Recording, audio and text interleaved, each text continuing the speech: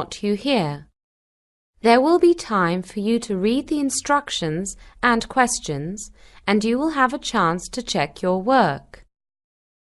All the recordings will be played once only. The test is in 4 sections. At the end of the test, you will be given 10 minutes to transfer your answers to an answer sheet. Now, turn to section 1. Section 1. You will hear 2 dialogues. The first between 2 friends at university, the second between one of these people and a university clerk. First, you have some time to look at questions 1 to 4.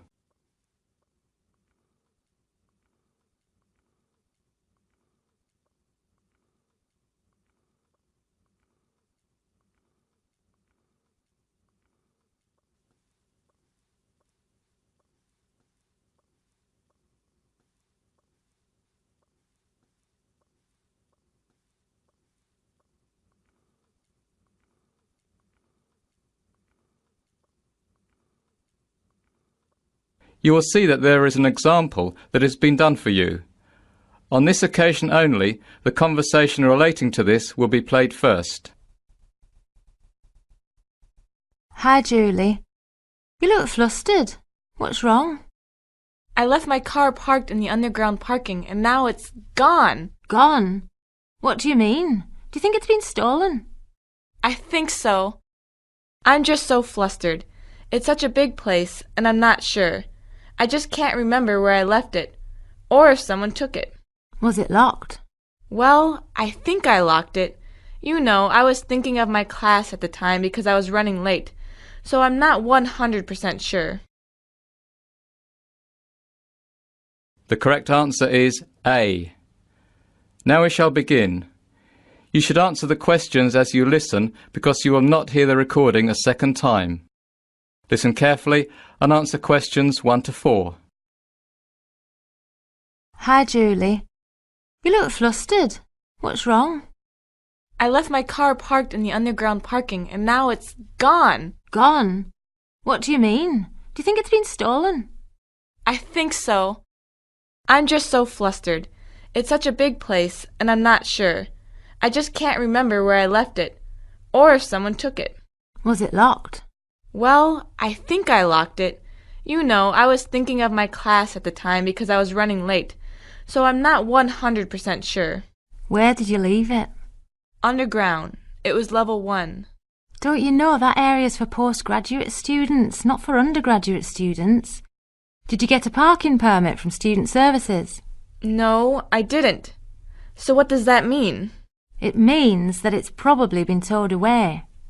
Oh, no. It's the first time I've brought my car. I usually catch the train in.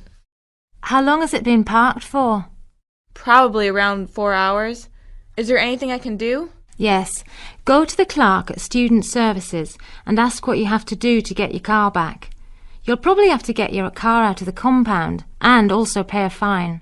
I don't believe it. I know, it's ridiculous. But it's the only way the university can control how many people park on the grounds. There's just not enough parking to accommodate all the students. They could at least have clamped the wheel. Oh well, how do I get to Student Services? You go towards the science department, which is opposite the football field and next to the cafeteria. It's in the building in between. Okay, so it's in the building in between the science department and cafeteria, which is opposite the football field. That's right. Good luck. Before you hear the rest of the conversation, you have some time to look at questions 5 to 10.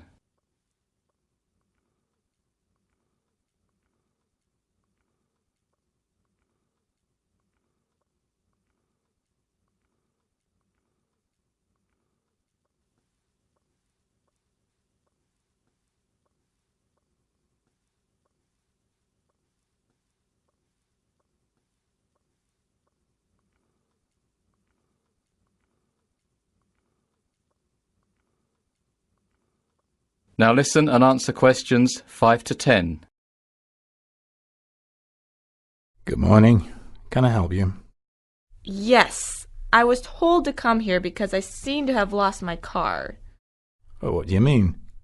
Well, it's the first time I've brought my car, and I didn't realize there were restrictions, and I think it might have been towed. I see. Are you a postgraduate student? No, undergraduate. Did you get a parking permit? No, I didn't know about the permit. Okay. We'll have to fill out a release form for the compound company where your car has been taken. I'll just need to get some details. Your name? Julie Karas. That's spelled Karas. Julie Karas. And your address? 15 Fremont Avenue. How do you spell Fremont? Fremont. And the district is Hawksley.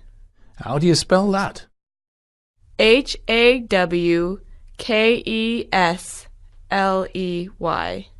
Faculty? I'm in political science. So that's the science faculty. Yes. What's the car registration number? It's KIE6. No, sorry, I always get that wrong.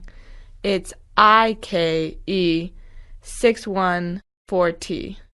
IKE614T. What make is the car? It's a Fiat Panda. Do you know the model? The model? Yes, what year was it made? Oh, 1998, I think, and it's white. Well, actually, it's cream. A cream 1988 Fiat Panda. No, 1998. 1998. What I'll do is give the car compound a call and see if they have it in their possession. Okay, so what should I do? Take a seat in the green room, I won't be long. That is the end of section 1. You now have half a minute to check your answers.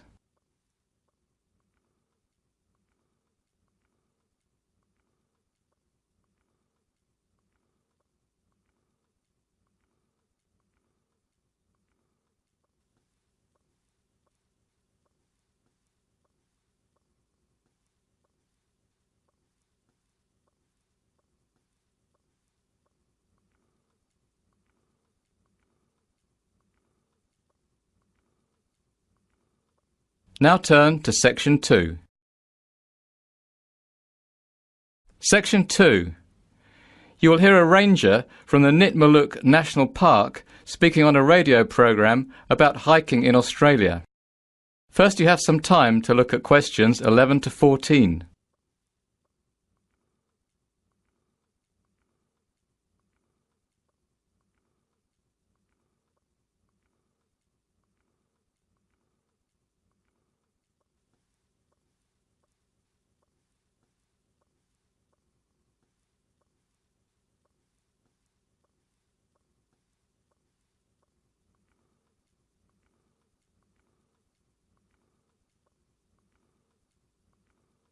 Now listen and answer questions 11 to 14. The Jatbula Trail, located within Nitmaluk National Park, is a 4 to 5 day trek in Australia's Northern Territory. It follows an ancient Aboriginal songline, and the boulders along the way are scattered with rock paintings. There are 5 campsites along the trail. First, Biddlecombe Cascade, then Crystal Falls, 17 Mile Falls, Edith River Crossing, and finally Sandy Camp Pool. Only 10 people at a time are allowed in each campsite, so you must book in advance, although usually you will not see another person on the trail. Every campsite has a source of permanent water, but otherwise facilities at each campsite vary. Your first stop, Biddlecombe Cascades, has toilets and an emergency call device. The next 2 stops, Crystal Falls and 17 Mile Falls, are the most developed campsites. Both offer toilets, an emergency call device and a checkpoint where you must sign in to help rangers locate you in case of an emergency. Edith River Crossing also has a checkpoint and an emergency call device, but no organised toilets are provided. Sandy Camp Pool is the most primitive site of all. There is nothing there other than a beautiful sandy beach where you can pitch your tent. Before you hear the rest of the talk, you have some time to look at questions 15 to 20.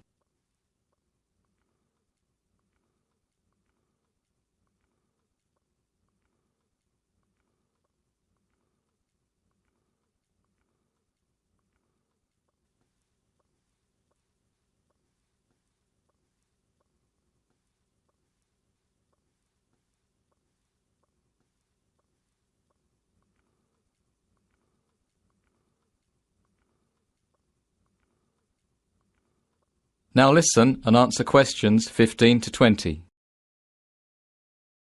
The trail begins at Nipmuc Centre, where you must register and pay a deposit of $50. After registering, you may begin your trek. You'll follow the trail overlooking 17 Mile Creek on your left for 8 kilometres until you reach the first campsite, Biddlecombe Cascades, where you'll stop for the night. On the second day, the track leads north from camp. After you've walked for about 5 hours and 10.5 kilometres, you'll reach Crystal Falls campsite located at a sharp bend in the trail. There's a marked trail from the campsite to the Crystal Falls viewpoint. Crystal Falls is 30 metres high and it's breathtaking, so be sure to have a look. The next day you'll change direction and head west across a valley, and then northwest again for about 9.5 kilometres. The track is quite even and flat for the first part of the day, which is a welcome break from the rocky ground of previous days. Before you reach the next campsite you will pass the amphitheatre, a butterfly and frog-filled canyon that's important to the Aboriginal people who have left intricate rock paintings on the rock walls.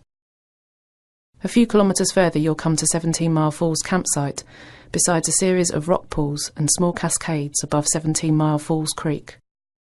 There is a lookout over the falls that shouldn't be missed and is particularly beautiful at sunset. On day 4 you'll take your longest hike, 15.5 kilometres going to the west. You'll cross a boggy area as you approach the Edith River. If you're tired you may camp here where you first cross Edith River, or instead follow the river south, crossing it several more times before you reach the campsite at Sandy Camp Pool, where you can spend the last night of your adventure camping on a sandy beach beside a tranquil waterhole. Leaving Sandy Camp Pool, the track continues through woodland until you pass a checkpoint at Edith River South. From here the trail is lined with the river on the left-hand side and high rocks on the right. One last stop is a must at Sweetwater Pool. This is a large waterhole surrounded by rocky ledges that is perfect for a picnic before you return to civilization. Day trippers can access this point from Edith Falls, so it may be your first encounter with another person since leaving Nipmuc. After a swim, make your way to Edith Falls where your adventure ends. Make sure you deregister at the Edith kiosk and then take a hot shower. That is the end of section 2.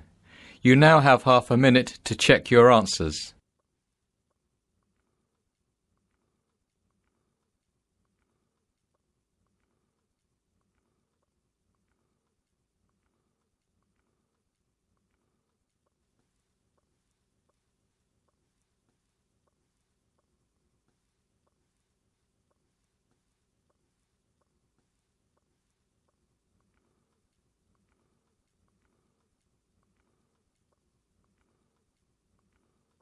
Now turn to section 3.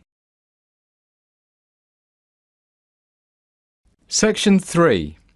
You will hear Laura, a laboratory technician, talking to Jamie and Denise, 2 students, about the procedure to get their final year chemistry projects approved. First you have some time to look at questions 21 to 25.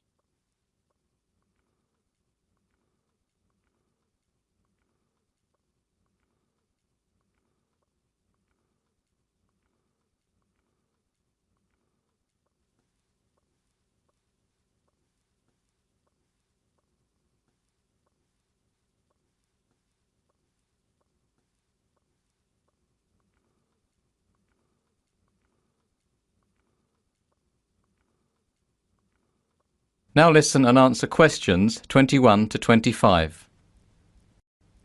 Hi there, I'm Laura. I'm the laboratory technician for these chemistry labs, and Professor Mills has asked me to explain the procedure that you'll all have to go through to get your final year projects approved. Most of the procedure involves safety concerns, which we take very seriously. We don't want any uncontrolled explosions, no fires, and definitely no incidences with toxic gases. You mean like what happened in 2008 when the whole science block had to be evacuated? Yes, exactly. So you've heard about that already, Denise? Professor Mills told us about it on the first day of class. It was hilarious. Yeah, but I reckon some people must have gotten into a lot of trouble. To be honest, it was mortifyingly embarrassing for the chemistry department, because not only could no one identify what the toxic substance was, but also at the time of the incident no one was actually authorised to be carrying out experiments with any toxic substances whatsoever. Turned out a student had got a bit bored and had decided to do some spontaneous experimentation by mixing up some random powders that were lying around.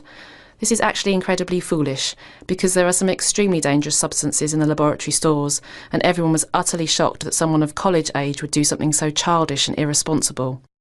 And, in effect, this incident was the reason we developed the safety procedure that each of you must now go through before we let you loose in the laboratory to do your final year project. The procedure will force you to be really aware of safety issues, so just in case, at the moment, any of you think it would be a laugh to mix up some colourful substances or light things on fire for no reason, by the time you've worked your way through the procedure, you'll at least pause for a second thought. At least we would hope so. So, can I ask something? Yes, Jamie? So, we're basically being punished because some other student was irresponsible? Actually, the approval process isn't as bad as that. We can't really call it a punishment. It seems really very long and cumbersome at first, because you'll have to get a lot of different tasks stamped for approval by a lot of different staff members, and I'm sure most of them will have various concerns and suggestions. But my aim today is to break down the process and explain all the different steps to you so that it doesn't seem quite so bad. Before you hear the rest of the talk, you have some time to look at questions 26 to 30.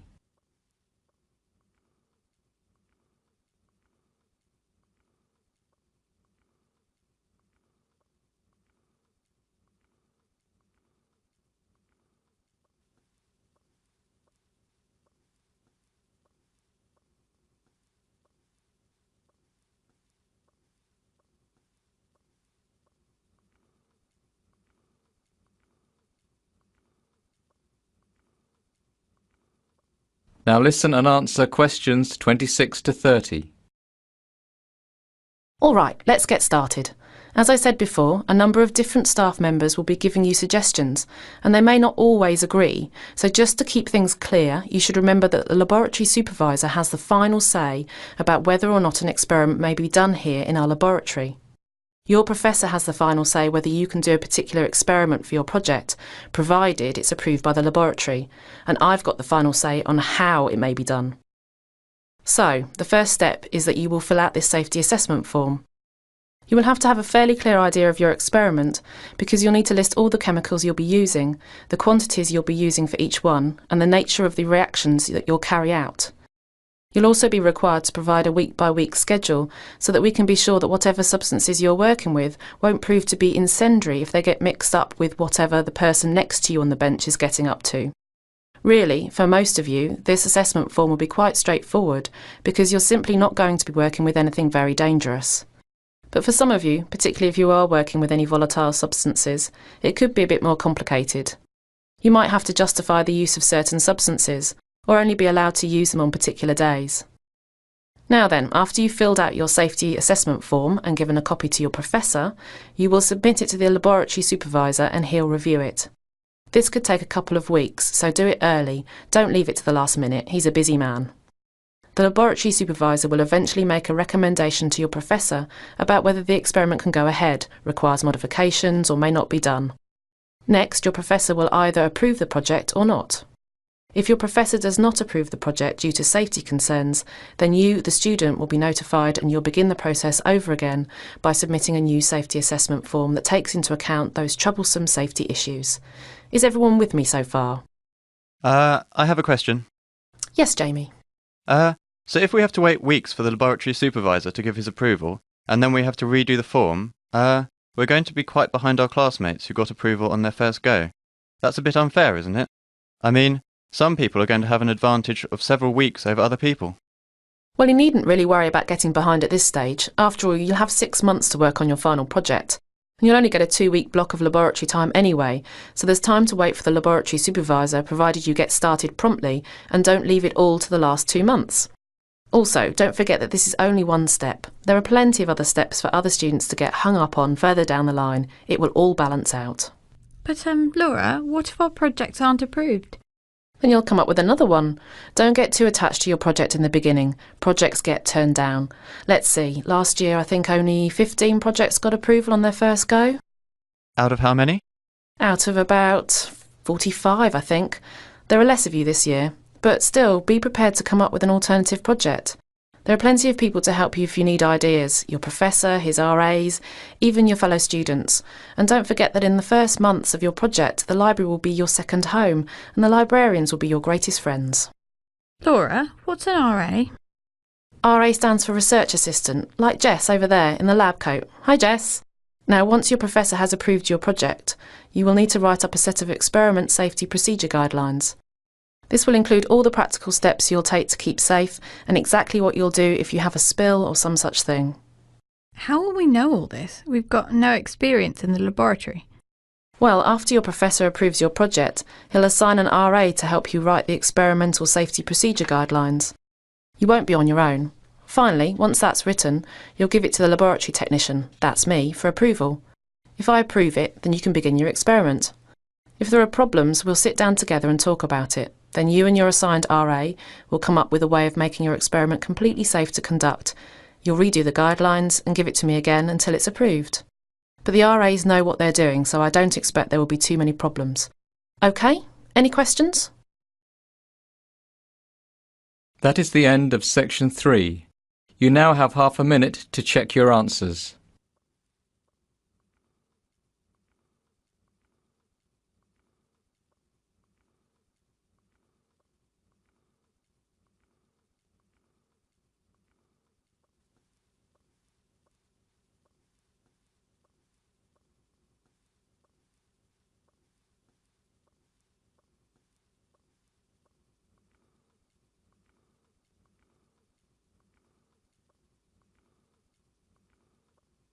Now turn to section 4. Section 4. You will hear part of a lecture about the different biomes that are present in Brazil, given as an introduction to a course about sustainable development in South America. First, you have some time to look at questions 31 to 40.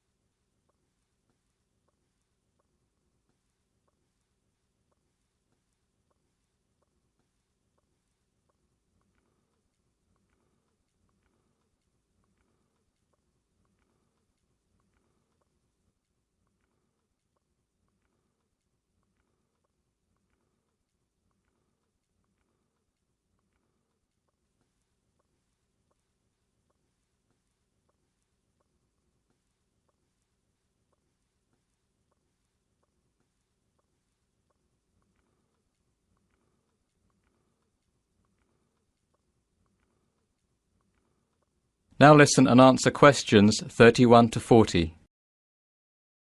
To begin our topic on sustainable development in South America, I would like to briefly acquaint you with the 6 biomes present in the country. Each of these biomes has its own geographic and environmental features, has unique resources that people may exploit, and indeed, each is facing different threats from human development. Biomes, if you recall, are regions that are climatically and geographically defined and contain distinct communities of plants and animals. They are sometimes named for the plant communities that occur, such as forest, savanna and grassland, whether these plants are evergreen or deciduous, and climatic factors as well, for example tropical, temperate, etc. Alright, let's take a look at this map of Brazil. The largest biome in Brazil is the Amazonian rainforest biome, which you can see located in the north of the country. It's one of 2 rainforest biomes in Brazil, the second being the Atlantic rainforest biome, which is located in a relatively narrow strip running up the eastern Atlantic coast. In the very southernmost part of Brazil, bordered by the Atlantic rainforest, lies the very small and relatively unstudied Pampas biome, which is grassland. Finally, stretching like a belt across the middle of the country, between the 2 rainforest biomes, lie the Pantanal, the Cerrado and the Saatinga.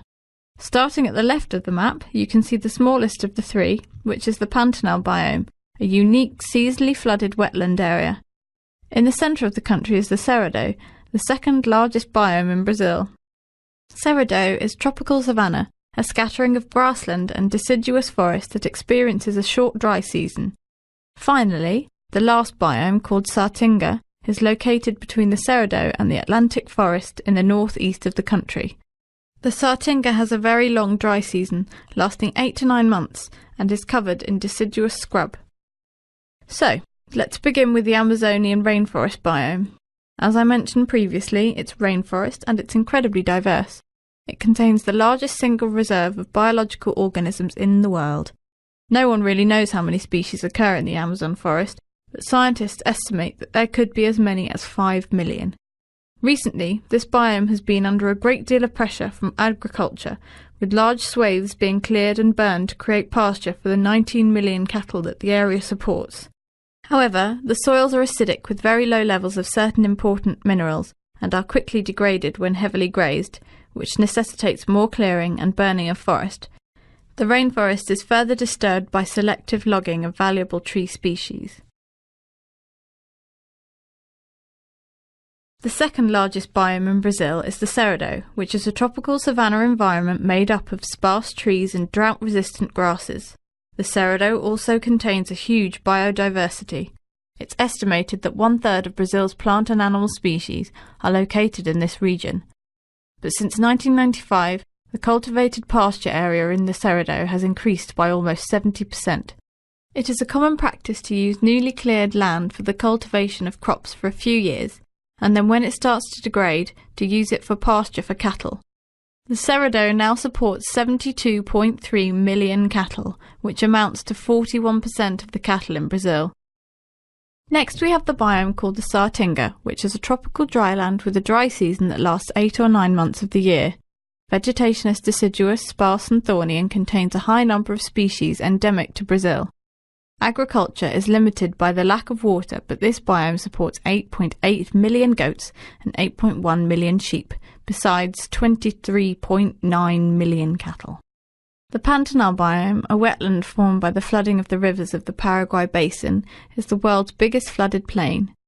Vegetation is patchy and variable. It consists of tall grasses, bushes and widely dispersed trees similar to those of the Cerrado, except that in the Pantanal they are partially submerged for a portion of the year. 3 million cattle are raised in this biome. However, the available grazing area is limited by flooding, so large areas can sustain only low numbers of animals. UNESCO recognises it as a World Biosphere Reserve and also as a World Natural Heritage Site. Ecotourism is becoming important in this region, which diversifies the economic activity. The Atlantic rainforest is the most endangered biome in Brazil and also its most affluent region. It's the most important agricultural and industrial area of the country. It supports 36 million cattle and most of the country's dairy production takes place there. More than 70% of the Brazilian population, the largest Brazilian cities and the production of about 80% of Brazil's gross domestic product are all located in what used to be the Atlantic rainforest. Today, as a result, less than 10% of the Atlantic forest is left. The biome is also beginning to be recognised as ecologically very important. In the state of Bahia, for example, international researchers have identified a world record of 458 tree species in a single hectare of Atlantic forest. That is even more diverse than the Amazon rainforest. At the moment, less than 2% of the remaining Atlantic forest is under protected status, and the scientific community is scrambling to secure what little undisturbed forest still remains. Finally, the Brazilian Pampas biome has a temperate climate. It's the only biome in Brazil that is not tropical. Grasslands scattered with shrubs and trees are the dominant vegetation. The shallow soil, originating from sedimentary rocks, often has an extremely sandy texture that makes it fragile and highly prone to water and wind erosion. The Pampas supports 26 million cattle and 6 million sheep, in mostly natural, unmodified pastures. However, this biome is being threatened with rapid conversion to the agriculture of cash crops. All right, so next week we will go into more detail about the economic policies of the Brazilian government in relation to the development of each of these biomes. That is the end of section 4. You now have half a minute to check your answers.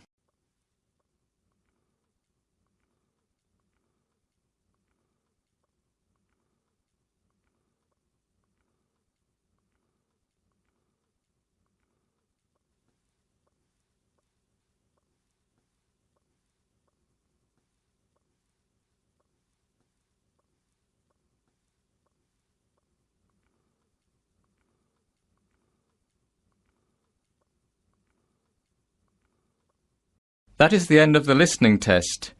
In the IELTS test, you now have 10 minutes to transfer your answers to the listening answer sheet.